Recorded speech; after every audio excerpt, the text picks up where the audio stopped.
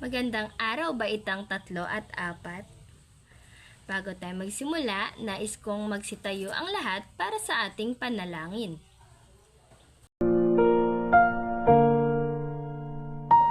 Panginoon, salamat po sa panibagong araw na ito upang kami ay matuto. Buksan niyo po ang aming isipan upang lubos na maintindihan ang aming mga aralin. Bigyan niyo din po ang aming mga guro, mga magulang, at mga kamag-aral ng lakas ng katawan at isipan na masigit namin kailangan sa araw-araw sa panahong ito. Ang lahat po ng ito ay aming dinadalangin sa iyo, aming Diyos Ama. Amen. Amen. Ngayon naman ay nais kong malaman kung meron nga bang lumiban sa ating klase. Simulan natin sa unang hanay. Unang hanay? Mahusay. Pangalawang hanay? Magaling. At ang huling hanay? Okay. Ako'y natutuwa sapagkat lahat kayo ay narito at handang makinig at matuto. Ngayong araw ay meron na naman tayong bagong leksyon. Ngunit, bago tayo magsimula ay nais kong umawit muna tayo. Alam nyo ba ang awiting pambata na pinamagitang tong tong tong pakitong kitong? Mahusay. Ngayon, sabay-sabay tayong umawit.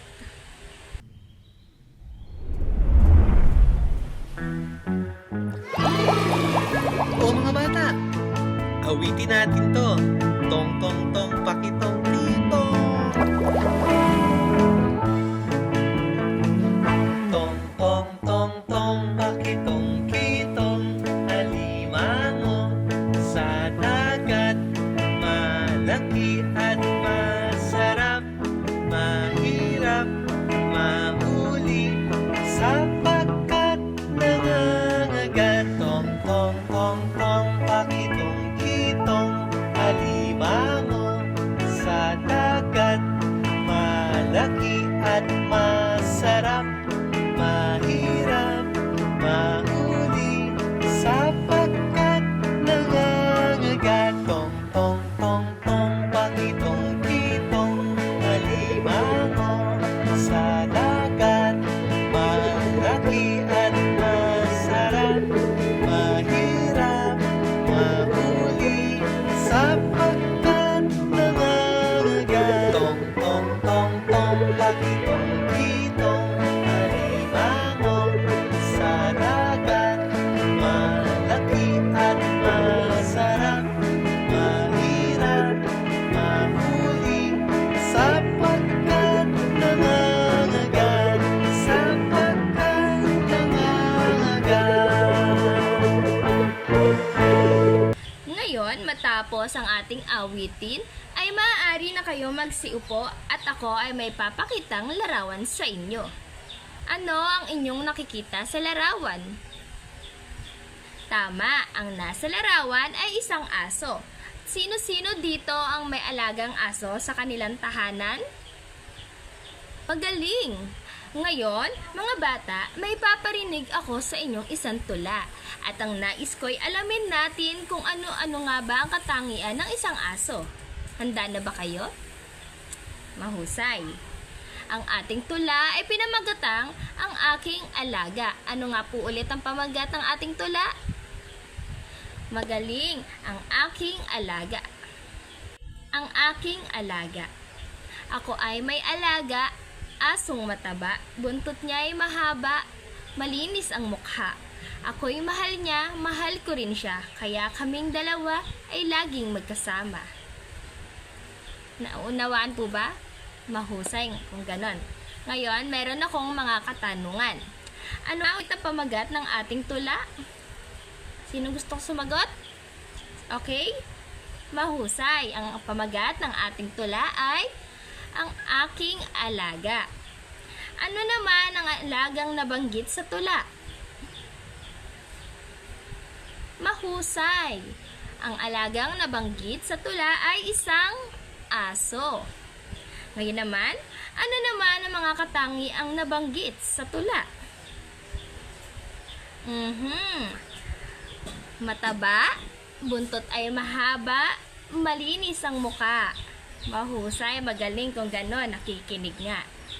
Ngayon naman ay nais kong itanong kung ano ang inyong napansin habang pinapakinggan ng tula. Tama, ang ilang mga salitang nabanggit rito ay magkakatulad o magkakatugma.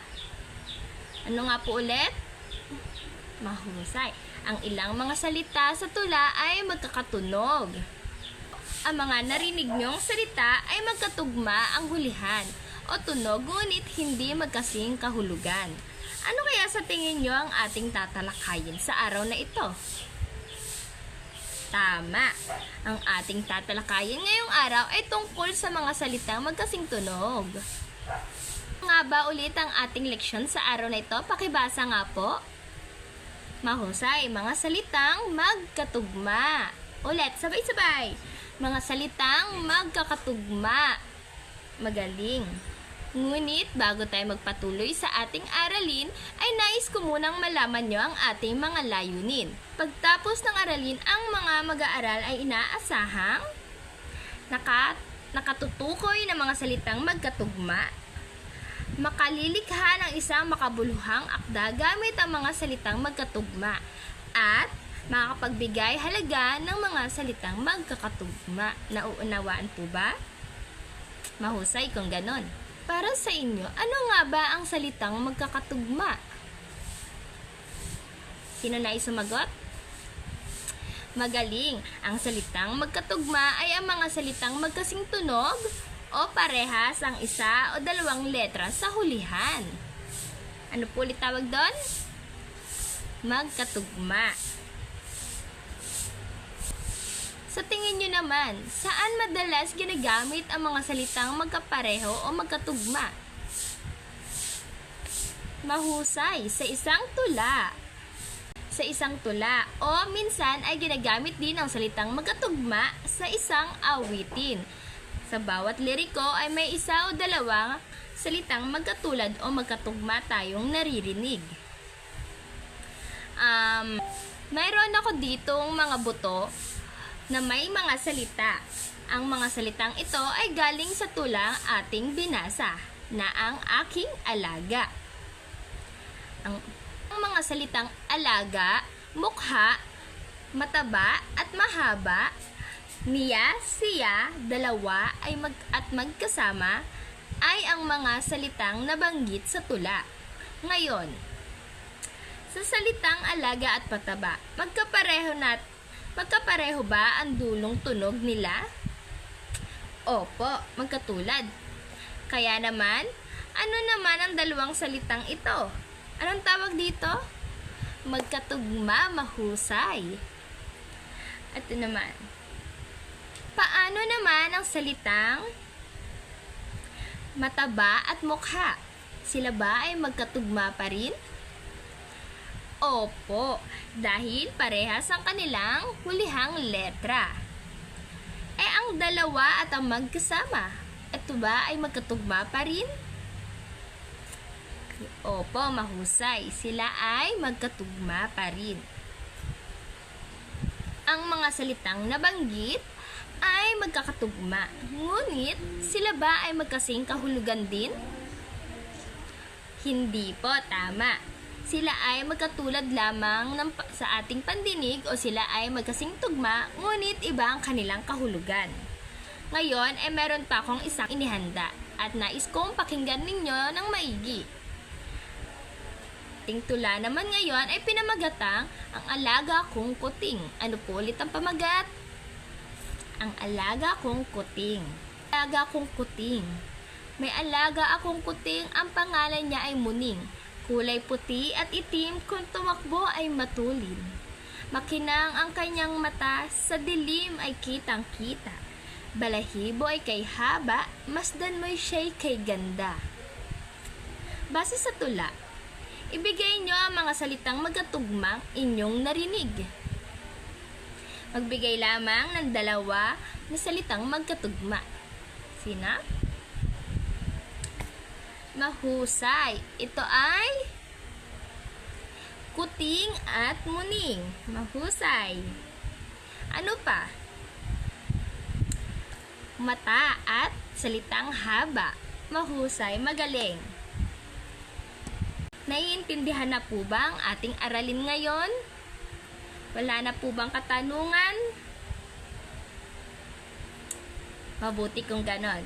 Ngayon, upang malaman kung naiintindihan ninyo talaga ang ating paksa sa araw na ito, ay magkakaroon tayo ng pangkatang gawain. Papangkatin ko kayo sa 4 na pangkat. At para sa baitang 3, ay iisip kayo ng tig-6 na salitang magkakatugma. Bibigyan ko lamang kayo ng 7 minuto upang matapos ang inyong gawain. Nauunawaan po ba? Mahusay kung ganon.